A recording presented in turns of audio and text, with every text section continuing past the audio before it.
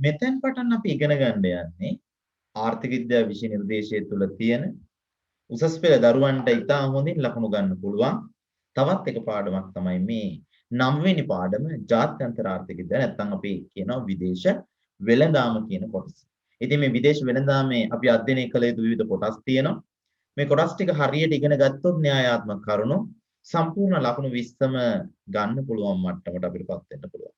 පසුගිය කාලේ ප්‍රශ්න පත්‍රය දිහා බලපුවාමත් අපිට දරුවෝ ලකුණු 20න් 18 19 අරගෙන තියෙනවා 20න් 20ම ගත ශිෂ්‍යයෝත් ඉන්නවා. ඒ නිසා අපි මේ කොටස් ටික හරියට ඉගෙන ගනිමු හොඳ ලකුණක් ලබා ගන්න පුළුවන් වෙන විදිහට.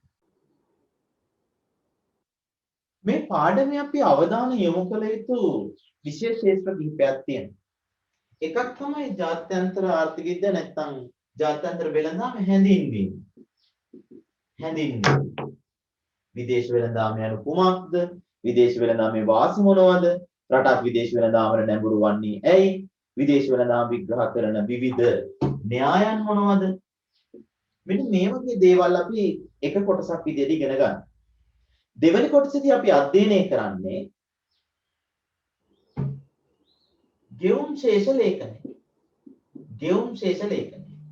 මොකද්ද ගෙවුම් ශේෂ ලේඛනය කියලා කියන්නේ? රටක් විදේශීය රටවල් එක්ක ගනුදෙනු කරද්දී කොහොමද මේ ගිණුම් කටයුතු ටික තියන්නේ? තුන්වෙනියට අපි ඉගෙන ගන්නවා ශ්‍රී ලංකාවේ විදේශ වෙළඳාම. ශ්‍රී ලංකාවේ ආනයන කොහොමද?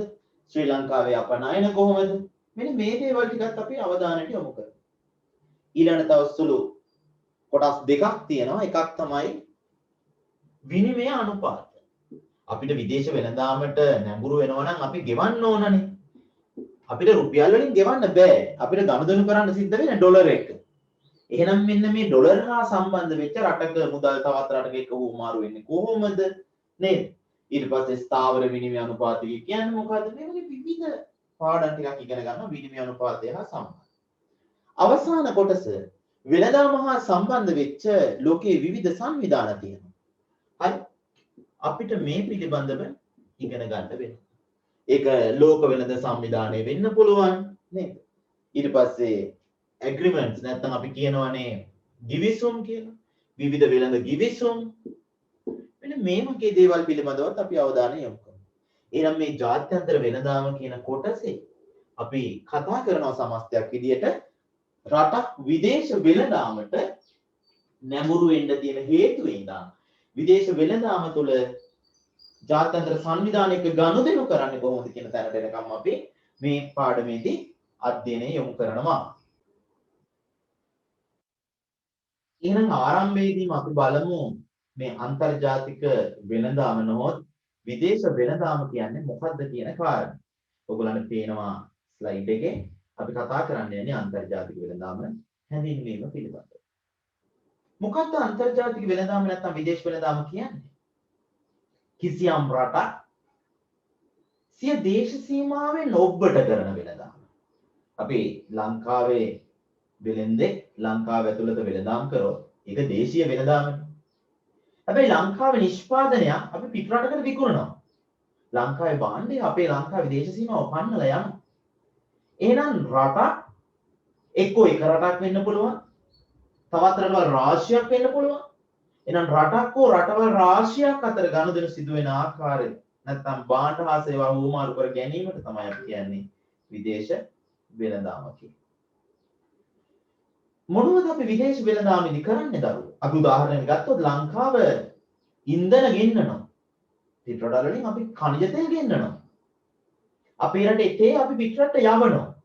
එහෙනම් යවන එකයි ගෙන්නන එකයි තමයි තියෙන්නේ. එහෙනම් රටකින් තවත් රටකට භාණ්ඩ යවනවට අපි කියනවා මොනවද? අපනයනය කරනවා කියලා. බලන්න මොනවද අපි අපනයනය කරන්නේ? ශ්‍රී ලංකාවෙන් අපි අපනයනය කරනවා කුළුබඩු වර්ග නේද? ගම්මිරිස්, කොකෝවා, කුරුඳු මෙන්න මේ වගේ දේවල් අපි අපේ රටෙන් පිට රට යවනවා. අපි කියනවා අපනයනය කරනවා කියලා. එක්ස්පෝර්ට්ස් කියලා. තේ තියෙනවා, පොල් තියෙනවා, නේද? රබර් තියෙනවා. කොහු ආශ්‍රිත නිෂ්පාදන තියෙනවා, ඇඟලුම් තියෙනවා. එහෙනම් මොනවද අපනයන කියන්නේ? රටක් වෙනත් රටවල් වලට අලෙවි කරනවා කියන කාරණා. එක්ස්පෝර්ට් කරනවා. අපි සමහර වචන පාවිච්චි කරනවා නිර්යාත කියලා. එහෙනම් දැන් ඔක අනිත් පැත්ත. ඊළඟට අපි කතා කරන්න වෙනවා ආනයන. මොනවද ආනයන කියන්නේ? මේ බලන්නකො. පළවෙනි එකේ තියෙන කණිජ තෙල්, මෝටර රථ, පරිප්පු. කොවිඩ් තිබුණත් අපිට දැන් පරිප්පු ඕනනේ. අපි ගෙන්නනවා පිටරටින් ආනයනය කරනවා. පොහොර,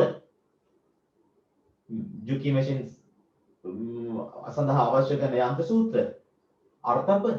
එහෙනම් මෙන්න ආනයන. මොකක්ද ආනයන කියලා කියන්නේ? ආනයනය කියලා කියන්නේ විදේශීය රටකින් අපේ රටට භාණ්ඩ ගෙන්වා ගැනීම. එහෙනම් විදේශ වෙළඳාම් ප්‍රධාන ස්වරූප දෙකක් කතා කරා. එකක් තමයි ආනයන, දෙවෙනි එක අපනයන. මේ ආනයන වලට අපි තව කියනවා ආයාත. එහෙම නැත්නම් අපි ඒවට කියනවා ඉංග්‍රීසියෙන් ඉම්පෝර්ට්ස් කියලා. ඔයාලා දන්නවනේ ඉම්පෝර්ට් කරනවා කියන්නේ. මේ දවස්වල වාහන ඉම්පෝර්ට් කරන්න බෑ කියලා කියනවා. පෝර ඉම්පෝර්ට් කරන එක නතර කරලා කියනවා. ඉම්පෝර්ට් කියන්නේ නම් වෙනත් රටකින් අපේ රට භාණ්ඩ ගෙන්වා ගැනීම කියන කාරණේ. මොනවද මේ අන්තර්ජාතික වෙළඳාමට සම්බන්ධ වීමෙන් ළඟා කරගන්න පුළුවන් වාසි කියන කාරණයට අපි ඊළඟට අවධානය යොමු කළ යුතුයි. අපේ රටේ හදන අතිරික්තයනේ පුතේ මේ අපි අලෙවි කරන්නේ. එහෙනම් අපේ රටේ අතිරික්තය අපිට පිටරටකට විකුණ ගන්න පුළුවන් කියන්නේ අපේ රටේ නිෂ්පාදනය අපි අලෙවි කරලා ආදායමක් අරගෙන රටේ වේගවත් ආර්ථික වර්ධනයක් ඇති කරගන්න පුළුවන්. අපි පිටරටවල් එක්ක ගනුදෙනු කරද්දී රටවල් අතර සහයෝගීතාව වර්ධනය වෙනවා. ඒ රටවල් වල දියුණු තාක්ෂණය අපිට එනවා. අතිරික්ත නිෂ්පාදනය අලෙවි කරගන්න අපිට විදේශ වෙළඳපොළවල් හොයාගන්න පුළුවන් වෙනවා. ඒ විතරක් නෙවෙයි. රට තුල අපි උදාහරණයක් ගත්තොත් තේ අපිට වැඩි තේ නිෂ්පාදනයක් කරන්න පුළුවන්. එහෙනම් අපේ කාර්යක්ෂමතාවය තියෙන්නේ තේ සඳහා. එතකොට අපේ මේ නුවරඑළිය පැත්තේ තියෙන කඳුකරේ තියෙන ඉඩම් ඵලදායීව අපිට යොදා ගන්න පුළුවන්. ඒ නිසාම අපි ඒකට කියනවා සම්පත් කාර්යක්ෂම හා ඵලදායීව නිෂ්පාදන කටයුතු සඳහා යොදා ගන්න පුළුවන්. තව තියෙන හොඳ වාසියක් තමයි රට තුළ නිෂ්පාදනය කරන්න බැරි දේවල් අපිට විදේශී රටවල් වලින් ආනයනය කරලා පරිභෝජනය කරන්න පුළුවන්. අපේ රටේ පරිප්පු හැදෙන්නේ අපි ඉන්දියාවෙන් ගේන්නේ. අපේ රටේ තිරිඟු හැදෙන්නේ අපි කැනඩාවෙන් ඇමරිකාවෙන් ගේන්නේ. අපේ රටේ khනිජ තෙල් නැහැ. අපි මැද පෙරදිග රටවල් වලින් ගේන්නේ. එහෙනම් රට තුළ නිෂ්පාදනය කළ නොහැකි භාණ්ඩ පරිභෝජනය කරන්න පුළුවන් උනේ මොකක් නිසාද? විදේශී වෙළඳාම නිසා. ඒ විතරක් නෙවෙයි. ගුණත්වයෙන් යුතු භාණ්ඩ අඩු වෙනට පරිභෝජනය කරන්න පුළුවන්. දැන් අපි පුතේ අපේ රටේ මෝටර රථයක් හදන්න ගියොත් අපිට ඒ සඳහා ලොකු වාසියක් නැහැ. ඒකේ ගුණත්වය අඩු වෙන්න පුළුවන්. හැබැයි අපිට ජපානයෙන් වෙන්න පුළුවන්, ජර්මනියෙන් වෙන්න පුළුවන්. ඉතා ගුණත්වයෙන් යුතු භාණ්ඩ අපිට සමහර වෙලාවට ආනයනය කරලා පරිභෝජනය කරන්නත් පුළුවන්. නේද? හරි. ඊට පස්සේ විදේශ ණය ආධාර මේ වගේ දේවල් රට තුළට එන්නේ මේ ජාත්‍යන්තර වෙළඳාමට සම්බන්ධ වීම නිසා. ඉතින් වාසි කතා කරපුවා අපි ඕනම දෙයක වාසි විතරක් නෙමෙයි අවාසිත් තියෙනවනේ. අන්තර්ජාතික වෙළඳාමෙන් තියෙන අවාසි මොනවද? අපිට හැමතිස්සෙම එන්නේ හිතකර භාණ්ඩද රට තුළට? නෑ. සමහර වෙලාවට අපිට අහිතකර භාණ්ඩ විදේශ වෙළඳාම තුළින් රට තුළට එනවා. අපිට වෙළඳාම පාලනය කරන්න බෑ. එහෙනම් රටේ නිෂ්පාදනයට අහිතකර වෙන දේවල් සමහර වෙලාවට අපිට එනවා. අපේ රට ඇතුළේ හදනවා. නමුත් අපිට පිටරටින් ඒ භාණ්ඩ ආනයනය කරනවා නම් නිෂ්පාදනයට හානි කරනවා. නිෂ්පාදකයන්ට හානි කරනවා. ඒ වගේම මත්ද්‍රව්‍ය, මත්කුඩු වගේ දේවල් විදේශ වෙළඳාම හරහා රටවල් වලට ලැබෙනවා. ඒක එච්චර හොඳ දෙයක් නෙවෙයි. ඊළඟ පුතේ අපි අනවශ්‍ය විදියට විශේෂීකරණය වීම රටකට හොඳ නැහැ. අපි නුවරඑළිය අල හදන්නෙම නැහැ. අපි ඔක්කොම හදන්නේ අපනයනය කරන්න පුළුවන් කියලා තේ. ලෝක වෙළඳාම අභියෝගයට ලක් කරන වෙන තරක් ආවොත් එහෙම. ලෝක යුද්ධයක් ආවොත් අපිට අපේ තේ ටික රට ඇතුලේ කන්න පුළුවන්ද? බොන්න පුළුවන්ද? බැහැ. එමුන අනවශ්‍ය විදියට විශේෂීකරණය වීම රටකට එච්චර වාසිදායක වෙන්නේ නැහැ. අපේ රටේ පරිභෝජනය අද වෙනකොට සම්පූර්ණයෙන්ම වගේ රැඳිලා තියෙන්නේ විදේශීය ආනයනික මත. ඉස්සර නම් අපි කිව්වා කොහොමද? අපි වවලයි අපි කෑවේ උත්තම රජ වරුන් වගේ කියලා. අද පුතේ අපේ දෙපතුලේ සිට හිස් මුදුන දක්වා සියලු දේ අපනයනය කරනවා. එයා පින් එක, පාවහන්, වෙසක් කාලේ වෙසක් කූඩු නේද? ක්‍රිස්මස් කාලේ බල්බ් මේ සියල්ලක් අපි ආනයනය කරනවා. අනවශ්‍ය පරිභෝජනයක් අපි විදේශීය රටවල් මත යපිලා කරනවා. අපේ රට ඇතුලේ නිෂ්පාදනය කරන පරිභෝජනය කරනවට වඩා. ඉතින් මම මේ කිව්වේ දල වාසි අවාසි ටික ඊට වඩා සුවිශේෂ වාසි අවාසිත් අපි පේපර් සාකච්ඡා කරනකොට අරගෙන යන්න ඕන. මේ විතරක් නෙවෙයි තියෙන වාසි.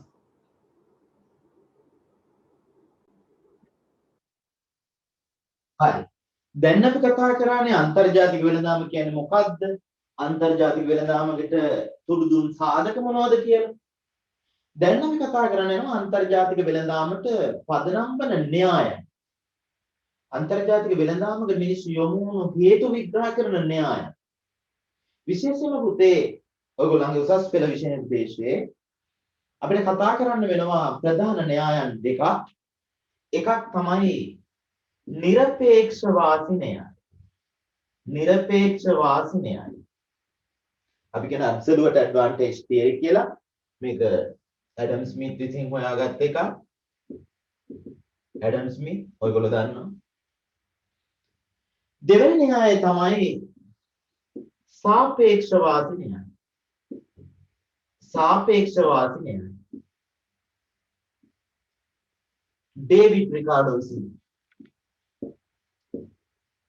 ඩේවිඩ් රිකාඩෝ විසින් මේ න්‍යාය ඉදිරිපත් කළා. එහෙනම් අපි විශේෂ න්‍යායන් දෙකකට අවධානය යොමු කරමු. ඇඩම් ස්මිත් විසින් ඉදිරිපත් කරන ලද නිරපේක්ෂවාදී න්‍යායත් ඩේවිඩ් රිකාඩෝ විසින් ඉදිරිපත් කරන ලද සාපේක්ෂවාදී න්‍යාය. අපි මේ න්‍යායන් දෙක අධ්‍යයනය කළ යුතුයි. හේතුව විභාග ප්‍රශ්න යොමු වීමේ ප්‍රධාන ක්ෂේත්‍රයක් වෙන්නේ මේ නිරපේක්ෂ හෝ සාපේක්ෂ වාසිය ගණනය කිරීම කියන කාරණය.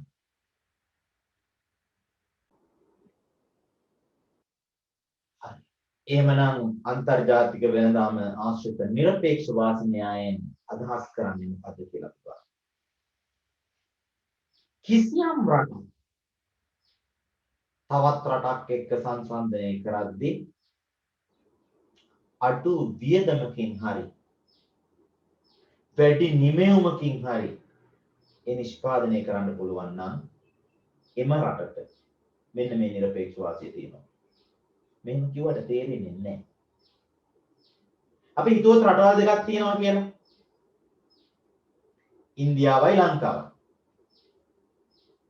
ඉන්දියාවට අල හදන්න රුපියල් 50ක් යනවා. අර්ථපල් කිලෝ එක රුපියල් 50ක් වියදම යනවා. ලංකාවට අර්ථපල් හදන්න රුපියල් 80ක් යනවා. එහෙනම් අඩු වියදමකින් අර්ථපල් හදන්නේ කවුද? ඉන්දියාව. එහෙනම් අන්න කිසියම් රටක් කිසියම් භාණ්ඩයක් වෙනත් රටකට වඩා අඩු පිරිවැයකින් අඩු වියදමකින් හදනවා කියන වැඩි කාර්යක්ෂමතාවය. ඊළඟ පැත්තට යමු. ඉන්දියාව ශ්‍රමිකයෝ එක ශ්‍රමිකයෙක් තේ කිලෝ එකක් හදද්දී ලංකාව එක ශ්‍රමිකයෙක් තේ කිලෝ දෙකක් හදනවා. තේ වැඩිපුර හදන්නේ කවුද? ලංකාවේ ශ්‍රමිකයා. එහෙම නැවුන දෙවෙනි පැත්ත වැඩි ඵලදායීතාවයකින් නිෂ්පාදනය කරනවා. එහෙමනම් දැන් ඔයගොල්ලෝ නිර්වචනය දන්නවා. මේක කටපාඩම් කරන්න වෙනවා. කිසියම් රටක් කිසියම් භාණ්ඩයක් වෙනත් රටකට වඩා අඩු පිරිවැයකින් හෝ වැඩි ඵලදායීතාවයකින් නිෂ්පාදනය කරයි නම් එම රටට එම භාණ්ඩ නිෂ්පාදනය සඳහා නිරපේක්ෂ වාසි තියෙනවා. කවුද කිව්වේ? ඇඩම් ස්මිත්. absolutely බැලූ බැල්මටම මේ වාසිය මේ රටකට තියෙනවා. ඒකටයි අපි කියන්නේ absolute advantage theory කියලා. අපි උදාහරණයකට යමු. බලන්න. ශ්‍රී ලංකාව සහ චීනය කියන රටවල් දෙකයි තියෙන්නේ. භාණ්ඩ දෙකක් හදනවා රෙදි සහ සහල් කියලා. ශ්‍රී ලංකාව සහ චීනය ශ්‍රම ඒකකයකින් නිපදවිය හැකි නිමවුම අපිට දීලා තියෙනවා. ඒ කියන්නේ ඵලදායීතාවය තමයි මේ දීලා තියෙන්නේ. යෙදවුම් ඒකකයකට බිහිවන නිමවුම අපි කියන්නේ ඵලදායීතාවය කියන්නේ. එහෙනම් මේ දීලා තියෙන පිරිවැය පැත්ත නෙමේ ඵලදායීතාවය පැත්ත. ඵලදායීතාවය දීලා ගන්න වැඩි ඵලදායීතාවයක් තියෙන කාටද කියලා බලලා තමයි මේක තෝරගන්න ඕනේ. මේක කරන්න ලේසි ක්‍රමයක් තියෙනවා. ෂෝට් කට් එකක්. ඒ ෂෝට් කට් එකේදී අපි කියන්න පුතේ රට ගැන පස්සේ හිතන්න භාණ්ඩය කියන එක ඉස්සරලා ගන්න. අපි ගමු එහෙම භාණ්ඩය රෙදි. දැන් ඵලදායීතාවයනේ දීලා තියෙන්නේ. වැඩිපුර රෙදි හදන්න පුළුවන් කාටද? වැඩිපුර රෙදි හදන්නේ කවුද? රෙදි කියන එක බැලුවොත් ලංකාව 8යි චීනය 4යි. වැඩියෙන් රෙදි හදන්න පුළුවන් කාටද? ශ්‍රී ලංකාවට. ශ්‍රී ලංකාව 8ක් හදද්දී චීනය 4නේ හදන්නේ. එහෙනම් ශ්‍රී ලංකාවට රෙදි නිෂ්පාදනය සම්බන්ධයෙන් නිරපේක්ෂ වාසියක් තියෙනවා. පැහැදිලි වුණාද? ශ්‍රී ලංකාවට රෙදි නිෂ්පාදනය සම්බන්ධයෙන් නිරපේක්ෂ වාසියක් තියෙනවා. ආය උදාහරණයකට ගියොත් සහල් කියන භාණ්ඩයේ දිගේ ගියොත් සහල් ශ්‍රී ලංකාව 5යි චීනය 7යි. වැඩියෙන් සහල් හදන්න පුළුවන් කාටද? චීනයට.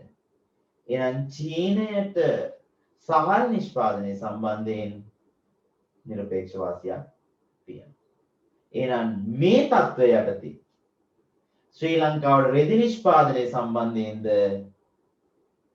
චීනයට සහල් නිෂ්පාදනය සම්බන්ධයෙන්ද නිරපේක්ෂ වාසියක් තියෙනවායි කියලා අපිට කියන්න පුළුවන්. මෙන්න මේක තමයි පුතේ නිරපේක්ෂ වාසි න්‍යාය කියන්නේ. කවුද මේක ඉදිරිපත් කරේ? ඇඩම් ස්මිත්.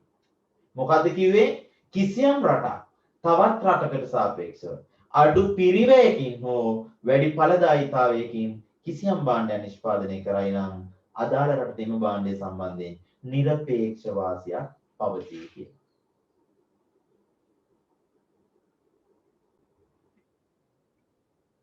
හරි පුතේ. තවත් අපි මේ වගේම උදාහරණයක් යමු. මෙන්න මේ ටේබල් එක තමයි පුතේ 2014 A level වලට දීලා තියෙන ටේබල් එක. අපිට දීලා තියෙනවා රටවල් දෙකක් චීනය ශ්‍රී ලංකාව. යන්ත්‍ර සූත්‍ර චීනය 50ක් හදනකොට ලංකාවේ 10යි.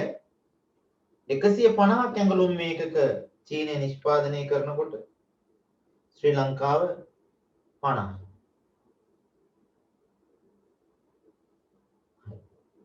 මම අධ්‍යයනයේ පහසුව සඳහා ඔයගොල්ලන්ට ආරම්භයේදී ටේබල් එක චුට්ටක් වෙනස් කරලා දෙනවා. අපි හිතුවොත් එහෙම මේක 20යි කියලා.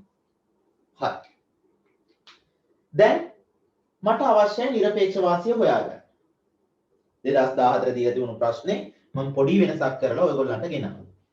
හරි. මේ බලන්න. දැන් අපි අර කතා කරමු නිරපේක්ෂ වාසියට නම් මේ කතා කරමු.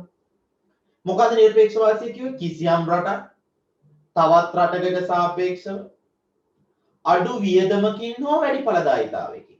බලන්න මේකේ දීලා තියෙන මාතෘකාව මොකද්ද කියලා. එක් භාණ්ඩයෙන් නිපදවන ප්‍රමාණය. එක් භාණ්ඩයෙන් නිපදවන ප්‍රමාණය කියලා කියන්නේ කොච්චර හදන්න පුළුවන්ද කියන එක ඵලදායීතාවයනේ. එහෙනම් අපි භාණ්ඩයේ දිගේ යමු. යන්ත්‍ර සූත්‍ර වැඩියෙන් හදන්නේ කවුද? චීනය. එහෙනම් චීනයට යන්ත්‍ර පිළිබඳව නිරපේක්ෂ වාසිය තියෙන්නේ චීනයට. වැඩිපුර ඇඟලුම් හදන්නේ කවුද? ශ්‍රී ලංකාව. එහෙනම් ඇඟලුම් සම්බන්ධයෙන් නිරපේක්ෂ වාසියක් තියෙන කාටද? ශ්‍රී ලංකාවට.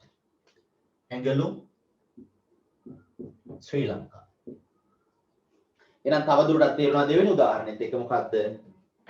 වැඩියෙන් හදන්න පුළුවන් කෙනා තමයි ඒ භාණ්ඩයේ නිරපේක්ෂ වාසිය හිමි කරගන්නේ කියන කාරණය. හරි. තවමත් අපි නිරපේක්ෂ වාසි න්‍යායේ අපි තව චුට්ටක් ඉස්සරහට යමු. මෙන්න මේ වගේ ටේබල් එකක් දෙනවා ඔයගොල්ලන්ට. මම මේ ටේබල් එක ගත්තේ 2018 A level paper එක. ඒකට මම මේ විවිධ ටේබල් ඔයගොල්ලන්ට හුරු වෙන්න ඕන නිසා මේක ගත්තා. හරි. ඒක කියන්නේ භාණ්ඩ ඒකකයන් නිපදවීම සඳහා අවශ්‍ය ශ්‍රම පැය ගණන. ඒක ටිකක් වෙනස්. භාණ්ඩ ඒකකයක් නිපදවීම සඳහා අවශ්‍ය ශ්‍රම පැය ගණන. ඉස්තරලා දුන්නේ එක ශ්‍රමිකයෙක් කොච්චර හදනවද කියන එක ඵලදායීතාව. දැන් දීලා තියෙන අවශ්‍ය ශ්‍රම පැය ගණන. එහෙනම් මේ දීලා තියෙන අප්‍රෝච් එක මොකද්ද? මේ දීලා තියෙන ඵලදායීතාවයට නෙවෙයි මේ දීලා තියෙන්නේ පිරිවැයට. එවන අපි ටේබල් එක සම්පූර්ණ කරගමු.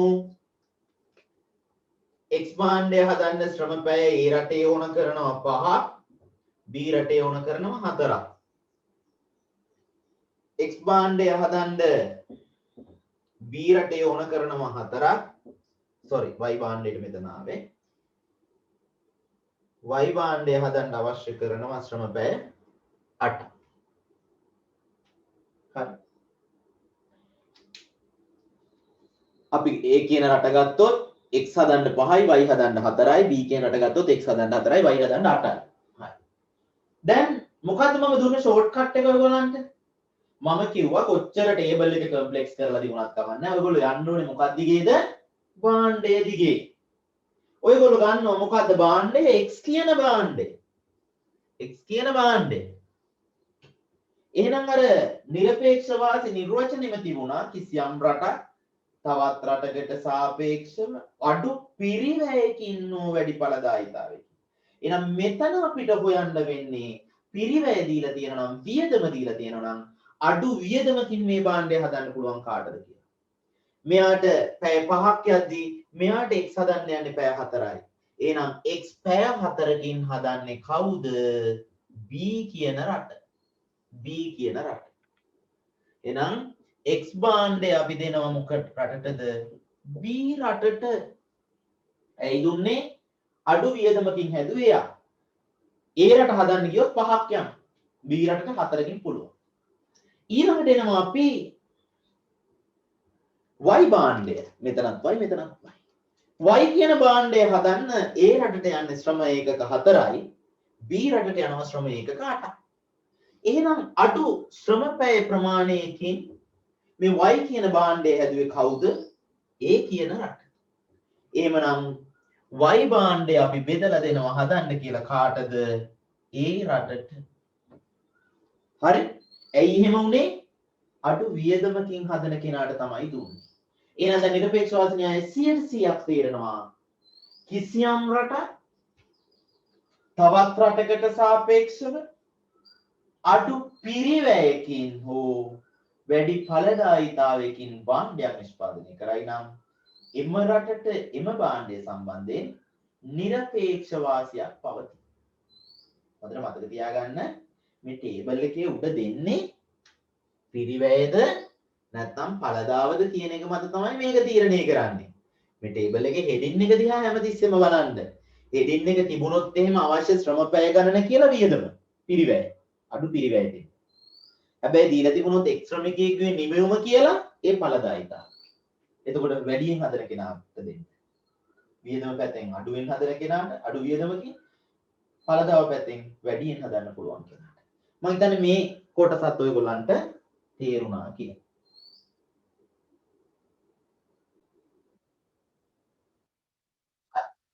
දැන් හිතන්න ඔයගොල්ලන්ට මෙන්න මේ වගේ ටේබල් එකක් දීලා තියෙනවා කියලා. ශ්‍රම ඒකකයක නිමයුම. අපි යන්ත්‍ර දිගේ ගිහිල්ලා බලනවා මේ ඵලදායීතාවය දීලා තියෙන්නේ. වැඩි ඵලදාවක් තියෙන වැඩියෙන් හදන්න පුළුවන් කාටද කියලා අපි බලන්න යන්නේ. යන්ත්‍ර දිගේ ගිහිල්ලා බලනවා. කාටද වැඩියෙන් හදන්න පුළුවන් යන්ත්‍ර? චීනයේ 50ක් හදද්දී ශ්‍රී ලංකාව 10යි වැඩිපුර හදන්න පුළුවන් චීනයට. ඇඟලුම් දිගේ ගිහිල්ලා බලනවා. ඇඟලුම් චීනයේ 150ක් හදනකොට ලංකාව හදන්නේ 50යි. ඇඟලුමුත් වැඩිපුර හදන්න පුළුවන් කාටද? චීනයට. එහෙනම් භාණ්ඩ දෙකේම වාසිය කාටද තියෙන්නේ? චීනයට. හයි. එහෙමනම් ඇඩම් ස්මිත්ගේ න්‍යාය අභියෝගයට ලක් වෙච්ච තැන ඔන්න ඕක. ඇයි අභියෝගයට ලක් වුණා කියන්නේ? භාණ්ඩ දෙකම වැඩි කාර්යක්ෂමතාවයකින් කවුරු හරි එක රටක් හැදුවොත් මේ න්‍යාය යටතේ වෙළඳාම විග්‍රහ කරන්න බෑ කියලා ඇඩම් ස්මිත් විවේචනය කරා. ඇඩම් ස්මිත් විවේචනය කරා. එහෙම බෑ කියලා අලුත් න්‍යායක් හඳුන්වා දුන්නා කවුද? David Ricardo. කවුද හඳුන්වා දුන්නේ? David Ricardo. ඇයි හඳුන්වා දුන්නේ? භාණ්ඩ දෙකේම වාසිය එක රටකට ගිහිල්ලා තියෙනවා නම් මේ නිරපේක්ෂ වෙළඳාම යටතේ මේක විග්‍රහ කරන්න බෑ. ඒ නිසා ඩේවිඩ් රිකාඩෝ අලුත් න්‍යායක් හඳුන්වා දෙනවා. ඒකට අපි කියනවා මොකද්ද? සාපේක්ෂ වාසි න්‍යාය. මොකද්ද කියන්නේ? සාපේක්ෂ වාසි න්‍යාය. අපි කියනවා ඒකට comparative advantage theory කියලා. එහෙමනම් භාණ්ඩ දෙකේම වාසිය තියෙන වෙලාවට යන්න එපා කොයි වෙලාවකවත් නිරපේක්ෂ වාසියක් හොයන්න. ඇත්තට පුතේ මේ 2014 A level ගාන මම අර ඉස්සෙල්ලා වලට වෙනස් කරලා හැදෙව්වට 2014 කෙලින්ම දීලා තියෙන්නේ ඔය සංඛ්‍යා දත්ත. ඒතකොට මේ භාණ්ඩ දෙකේ වාසිය රටවල් දෙක අතර බෙදලා යන්නේ නැහැ.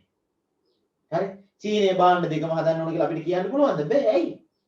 අනිත් රට එතකොට කොහොමද විදේශ වෙළඳාමට සම්බන්ධ වෙන්නේ? රටවල් දෙකම ඉන්න ඕන. භාණ්ඩ දෙකම ලෝකෙ තියෙන්න ඕන. එහෙමනම් අපි යනවා ඊළඟ න්‍යායට. අන්න ඒකට අපි කියනවා මොකද්ද? සාපේක්ෂ වාසි න්‍යාය කියලා. හරි. එහෙනම් දැන් නිරපේක්ෂ වාසි න්‍යාය පිළිබඳව සම්පූර්ණ දන්න.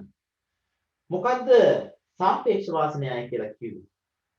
මේක වෙනත් ආකාරයක නිර්වචනයක් තියෙන පුතේ. බලන්නකො නිර්වචනය.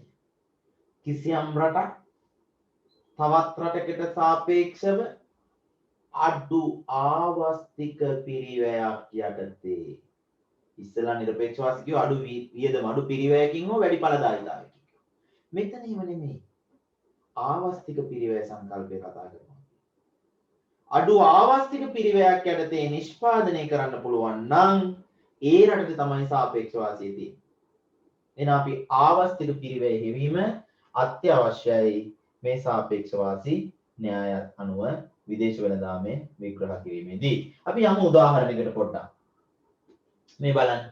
ඇමරිකා එක්සත් ජනපදයේ හා කැනඩාව ශ්‍රමයකින් නිපදවිය හැකි රෙදි හා තිරිඟු ප්‍රමාණය දීලා තියෙනවා. එහෙනම් මේ දීලා තියෙන්නේ නිපදවිය හැකි ප්‍රමාණ කියන්නේ ඵලදායීතාවය දීලා තියෙනවා. ඵලදායීතාවය දීලා තියෙනවා. ඇමරිකාවට 6ක් හදන්න පුළුවන් තිරිඟු කැනඩාවට 1යි. වැඩියෙන් හදන්න පුළුවන් කාටද? ඇමරිකාවට. භාණ්ඩය දිගෙන යන්නේ අපි.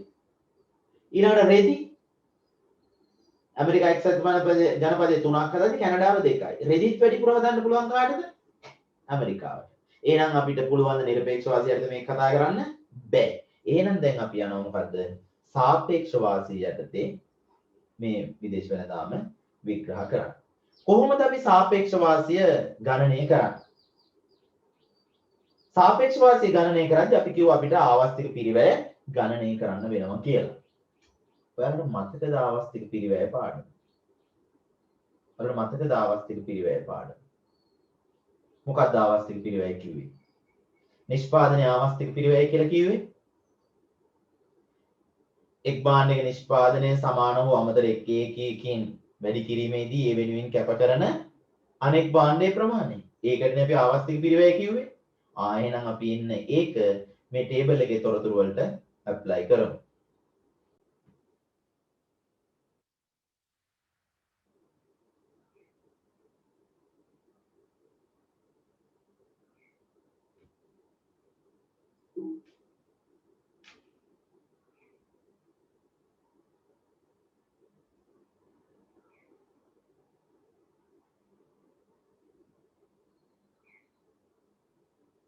හරි.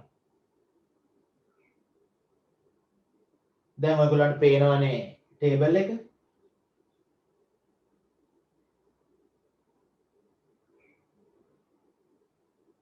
මේ ටේබල් එක මම මොකද කරන්නේ ඔයගොල්ලන්ට විස්තර කිරීම සඳහා ගේනවා මොනවටද ස්ලයිඩ්ස් වලට. ස්ලයිඩ් එකේ මම දැන් මේක ගණනය කරපු ආකාරය ඔයගොල්ලන්ට පැහැදිලි කිරීමක් කරනවා.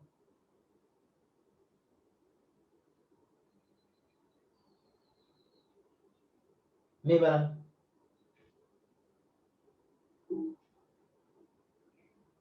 මේ තිරිඟු ඒකයන් නිපදවීමේ ආවස්තික පිරිවැය රෙදි වලින් අපි ගණනය කරා ඇමරිකාවේ 0.5යි කැනඩාවේ 2යි.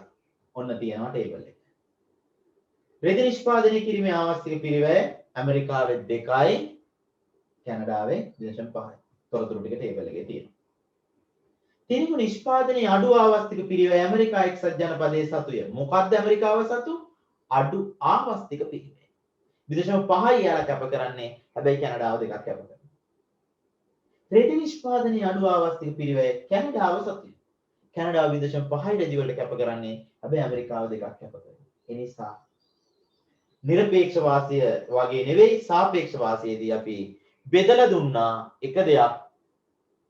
තිරිඟු ඇමරිකාවට රෙදි කැනඩාවට. මොකක් පදනම් කරගෙනද අපි බෙදලා දුන්නේ? අපි පදනම් කරගත්තේ සාපේක්ෂ වාසිය. එහෙම නැත්නම් ආවස්තික පිරිවැය ගණනය කිරීම. එහෙනම් ඔයගොල්ලෝ හැමෝම ඔයගොල්ලන්ට සාපේක්ෂ වාසිය කියන වචනේ දීලා අහලා තියෙනවනේ යමක් අනිවාර්යෙන්ම ආවස්තික පිරිවැය ගණනය කිරීමක් අත්‍යවශ්‍ය වෙනවා. පැහැදිලිද ගණනය කරපු ආකාරය? හරි. එහෙනම් මෙන්න ඵලදායීතාවයේ දීලා තියෙද්දි සාපේක්ෂ වාසිය ගණනය කරන ආකාරය.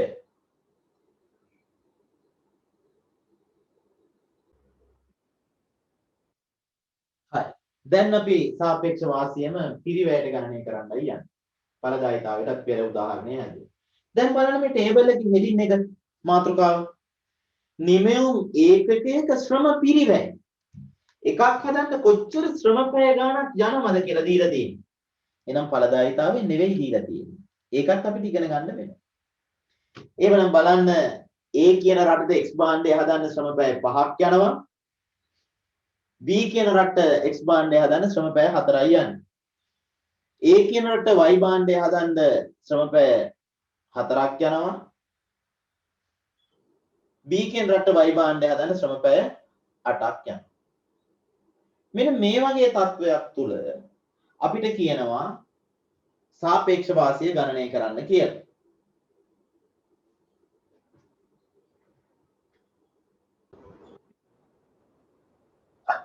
මේක තමයි ඔයගොල්ලන්ට 2018 දීලා තියෙන ටේබල් එක. මම අධ්‍යයනයේ පහසුව සඳහා ඔයගොල්ලන්ට මේ සංඛ්‍යා ලේඛනය වෙනස් කරනවා. වෙනස් කරන්න හේතුවක් ඇතුව මොකද භාණ්ඩ දෙකේම පිරිවැය වාසිය එක රටකට දෙන්න ඕන නිසා මම මේකට 2 දානවා. බලන්න. X භාණ්ඩය හදන්න පුළුවන් A කියන රට ශ්‍රම පැය 5කින් B කියන රට ශ්‍රම පැය 4කින්.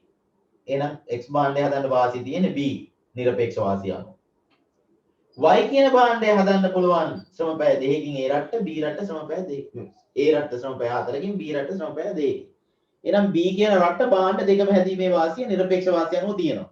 ඒ නිසා නිරපේක්ෂ වාසිය අනුව කතා කරන්න බෑ. ඒකයි මම ටේබල් එක වෙනස් කරගත්තේ. එහෙනම් සාපේක්ෂ වාසියට අපිට යන්න වෙනවා. සාපේක්ෂ වාසිය හොයද්දී අපිට ආවස්තික පිරිවැය හොයන්න වෙනවා.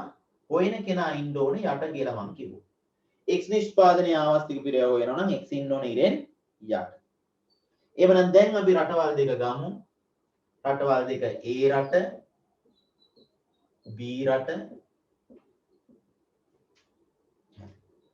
මේ මොකද්ද දීලා තියෙන්නේ? නිමෙවුම් ඒකකයක ශ්‍රම පිරිවැය. හදන්න ශ්‍රම පැය කීයක් යනවද? එක ඒකකයයි හදන්නේ. හදන්න පැය 5ක් ඕන. එක ඒකකයයි හදන්න පැය 4ක් ඕන. එහෙනම් අපි කැප කරන y ඒකක ප්‍රමාණය කියලා ගද්දී A රටේ A රට y 4යිනේ. පැය 4ක් කැප කරලා එක ඒකකයක් හදන එක තමයි අපි කැප කරන්නේ. තේරුම් ගන්න ඕන එක යට කියලා ආවේයි එක ඒකකයක් හදන්න පිරිවැයයි දුන්නේ මෙතන. බෙදීම වැඩි කරන x හදන්න පුළුවන් එක ඒකකයක් පැය 5ක් පාවිච්චි කරලා. මම හිතන්නේ ඒක තේරුණා. දැන් අපිට ගණිතයේ තියෙන්නේ මෙතනට එනවා 1 බෙදීම 4 බෙදීම 1 බෙදීම 5. 1 බෙදීම 4 බෙදීම වැඩි කිරීම වෙනවා 5 බෙදීම 1. එහෙනම් 5 බෙදීම 4 කියන්නේ උත්තරේ 1.25. ආවස්තික පිරිවැය. මේකේ තේරුම මොකද්ද? A රට X භාණ්ඩය සඳහා ආවස්තික පිරිවැය 1.25. හරි. දැන් මට එන්න ඕන ඊළඟට මොනවටද? Y භාණ්ඩයට. Y භාණ්ඩයට. Y නිෂ්පාදනයේ ආවස්තික පිරිවැය හොයන්නේ කොහොමද? කැප කරන y ඒකක ප්‍රමාණය වැඩි කරන x ඒකක ප්‍රමාණය. රටවල් දෙක දැන් ගත්තා අපි A රට B රට.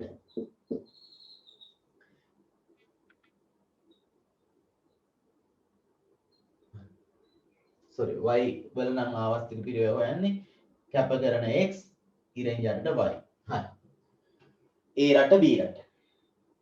දැන් අපි බලමු A රට කැප කරන x. A රට x 5යි. එක ඒකකයක් හදන ශ්‍රම පැය 5 කැප කළොත් අපිට y එක ඒකකයක් හදන්න පුළුවන් ශ්‍රම පැය 4ක් පාවිච්චි කරලා. නිමෙවම 5න් 1යි 4න් 1යි. එහෙනම් 1 බෙදීම 5 බෙදීම 1 බෙදීම 4 1 බෙදීම 5 වැඩි කිරීම 4 බෙදීම 1 0.8යි. මොකක්ද 0.8 කියන එකේ තේරුම? ඒ රට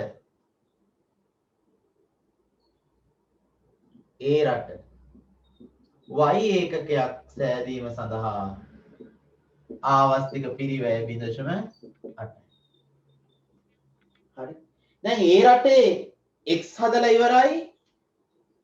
ඒ රටේ y හදලා ඉවරයි. අපිට දැන් b රටෙත් අවශ්‍යයි x සහ y නිෂ්පාදනය කරන්න.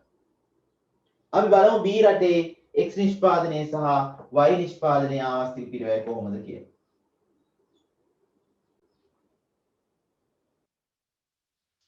දැන් මෙහෙම අපි මෙතන b රටේ කැප කරන y ඒකක ප්‍රමාණය b කියන රට y එකක් හදන ශ්‍රම පැය දෙක කැප කළා නම් අපිට x ඒකක හදන්න පුළුවන් b රටේ 4 1 බෙදීම 4 1 බෙදීම 2 බෙදීම 1 බෙදීම 4 වැඩි කිරීම බවට පත් වෙනවා 1 බෙදීම 2 වැඩි කිරීම 4 බෙදීම 1 4 බෙදීම 2 කියන්නේ 2යි 4 බෙදීම 2 කියන්නේ 2යි. හරි. මෙතන b රටේ y වල හොයන්න කැප කරන x b රට x එකක් හදන ශ්‍රම පැය ඉවත් කළා නම් 4 අපිට හදන්න පුළුවන් එකක් y වලින් ශ්‍රම පැය දෙකක් පාවිච්චි කරලා. එහෙනම් 1 බෙදීම 4 බෙදීම 1 බෙදීම 2 1 බෙදීම 4 වැඩි කිරීම බවට පත් වෙනවා බෙදීම 2 බෙදීම 1 ඒ කියන්නේ 0.5. 2 4ෙන් බෙදපුවාම 0.5. එහෙනම් දැන් ඔන්න සියල්ලගේම ආවස්තික පිරිවැය හොයලා ඉවරයි. සාරාංශ කළොත් x නිෂ්පාදනයේ ආවස්තික පිරිවැය හෙව්වා a රටටයි b රටටයි. a රටේ සහ b රටේ වෙන වෙනම ආවස්තික පිරිවැය හෙව්වා. කොහොමද x නිෂ්පාදනයේ ආවස්තික පිරිවැය හෙව්වේ? කැප කරන y වැඩි කරන x. ෂෝට් කට් එකක් මම කියලා දෙන්නම්. පිරිවැයට නම් සාපේක්ෂ වාසිය හොයන්න තියෙන්නේ හැමතිස්සෙම 1 යට කියලා දාලා තමයි හදන්න ඕනේ. පිරිවැයට නම් සාපේක්ෂ වාසිය තියෙන 1 යට කියලා දාලා හදන්න ඕනේ. හරි? හරි. එහෙම හොයපුවාම x නිෂ්පාදනය සම්බන්ධයෙන් අඩු ආවස්තික පිරිවැයක් 1.25 තියෙන්නේ කාටද? A රටට. එහෙනම් x කියන භාණ්ඩය අපි දෙනවා A කියන රටට. අපි යමු y නිෂ්පාදනය. y නිෂ්පාදනයේ අඩු ආවස්තික පිරිවැයක් තියෙන්නේ. A රටට 0.8යි B රටට 0.5යි. අඩු ආවස්තික පිරිවැයක් තියෙන්නේ 0.5 මොන රටටද? B කියන රටට. එහෙනම් y භාණ්ඩය අපි දෙනවා මොන රටටද? B කියන රටට. එහෙනම් භාණ්ඩ දෙකේ සාපේක්ෂ වාසිය රටවල් දෙක අතර බෙදිලා ගියා. කොහොමද පිරිවැයට අපි හැදුවේ? පිරිවැයට ගණනය කිරීමක් කරනවා නම් 1 යට කියලා දාලා හදන්න ඕනේ. මෙතන පුතේ මම ඉස්සරලා x වල හොයලා අර පැත්තේ y වල හොයලා නැවත මෙතන x වලට ආවා. ඔයගොල්ලන්ට පුළුවන් මෙතන x වල හොයන්න පුළුවන් a රට b රට ඉස්සරලා y වල හොයන්න පුළුවන් a රට b රට ඊට පස්සේ. හරි. ඔය කොහොම හැදුවත් ඔය උත්තරේ තමයි එන්නේ. එහෙනම් නිමියුම් මේකයක ශ්‍රම පැය දෙනකොට අනිවාර්යයෙන්ම 1 යට කියන එක දාලා තමයි හදන්නේ. අපේ දරුවෝ ඉතින් කරන පොඩි දේවල් ටිකකුත් තියෙනවා. මම ඒව දේවල් කියන්න යන්නේ නැහැ. මොකද මෙතන උඩ යට මාරු වෙන නිසා කලින් මේගොල්ලෝ මාරු කර ගන්නවා. x උඩට දානවා. බෑ x වල ආවර්තික පිරිවැය වන්න ඕන x ඉරෙන් යට ඉන්න ඕනේ. කැපගෙන ප්‍රමාණය බෙදීම වැඩි කරන ප්‍රමාණයනේ. මෙතන ගණිතමය සිදුවීමක් තමයි මේ උඩ යට මාරු වෙලා සිද්ධ වෙන්නේ. හරි? තියරි එක වෙනස් කරන්න යන්න එපා. මම හිතන්නේ සාපේක්ෂ වාසිය ඔයගොල්ලෝ හැමෝටම පැහැදිලි වුණා. හරි. එහෙමනම් අපි අද අවසානයේ ළඟා වෙලා තියෙනවා. අන්තර්ජාතික වෙළඳාම පිළිබඳව කතා කරේ. අන්තර්ජාතික වෙළඳාම කියන්නේ මොකක්ද කියන හැඳින්වීම අපි කරා. හැඳින්වීම ඊළඟට අන්තර්ජාතික වෙළඳාමට බලපාන හේතු සාධක වාසි අවාසි සාකච්ඡා කරා. ඊළඟ අන්තර්ජාතික වෙළඳාම විග්‍රහ කරන විවිධ න්‍යායන් කතා කරා. ඒ යටතේ අපි කතා කරා ඇඩම් ස්මිත්ගේ නිරපේක්ෂ වාසි න්‍යාය. ඇඩම් ස්මිත් ඩේවිඩ් රිකාඩෝගේ සාපේක්ෂ වාසි න්‍යාය. නිරපේක්ෂ වාසි න්‍යාය අපි නිර්වචනය කරා කිසියම් රටක් තවත් රටකට සාපේක්ෂව අඩු ආවස්තික අඩු පිරිවැයකින් හෝ වැඩි ඵලදායීතාවයකින් කිසියම් භාණ්ඩයක් නිෂ්පාදනය කරයි නම් එම රටට එම භාණ්ඩය සම්බන්ධයෙන් නිරපේක්ෂ වාසි පවතී. සාපේක්ෂ වාසි අපි නිර්වචනය කරා කිසියම් රටක් තවත් රටකට සාපේක්ෂව අඩු ආවස්තික පිරිවැයකින් කිසියම් භාණ්ඩයක් නිෂ්පාදනය කරයි නම් එම රටට අදාළ භාණ්ඩ නිෂ්පාදනය සම්බන්ධයෙන් සාපේක්ෂ වාසි පවතී. නිරපේක්ෂ වාසි අපි ගණනය කළා ඵලදායීතාවයට, ඵලදාවට සහ පිරිවැයට. ඵලදාවට සහ පිරිවැයට. සාපේක්ෂ වාසි අපි ගණනය කරා ඵලදාව දීලා තියෙන වෙලාවට සහ පිරිවැයට. අවසානට අපි ගණනය කරේ පිරිවැයට. පිරිවැයට ආවස්තික පිරිවැය හොයනකොට අපි මෙතන එක යට කියන එක දාලා තමයි සාපේක්ෂ වාසිය ගණනය කරේ. එතකොට විදේශ වෙළඳාමේ අන්තර්ජාතික වෙළඳාමේ මූලික කොටස් ටික ඔතනින් අවසන් වෙනවා. ඊළඟට අපි පිවිසිය යුතුයි කොහොමද විශේෂීකරණයේ වාසිය සහ කොහොමද හුවමාරුවේ වාසිය මේ ජාත්‍යන්තර වෙළඳාමේදී ලබා ගන්න කියන කාරණා සහ අනෙකුත් දේවල් විදේශ වෙළඳාම හා සම්බන්ධ ආරක්ෂණයවාදී ප්‍රතිපත්ති වගේ දේවල් අපි කතා කරන්න යා යුතුයි අනාගත පාඩම් මාලාව හරහා.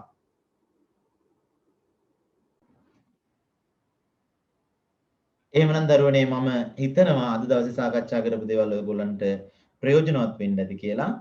ඊළඟ වීඩියෝවෙන් අපි හම්බෙමු. එතනදී අපි සාකච්ඡා කරන්නේ මොනවද? කොහොමද විශේෂීකරණයේ වාසිය ලබා ගන්නෙ? කොහොමද හුවමාරුවේ වාසිය ලබා ගන්නෙ? ඊළඟට ජාත්‍යන්තර වෙළඳාම හා සම්බන්ධ ආරක්ෂණය කියන සංකල්පය. ආරක්ෂණවාදී ක්‍රියාමාර්ග මොනවද? මෙන්න මේ වගේ තවත් මාතෘකා කීපයක් එක්ක අපි ඊළඟ වීඩියෝවේදී මුණ ගැහෙමු. ඔයගොල්ලන් හැම කෙනෙකුටම සුබ දවසක්.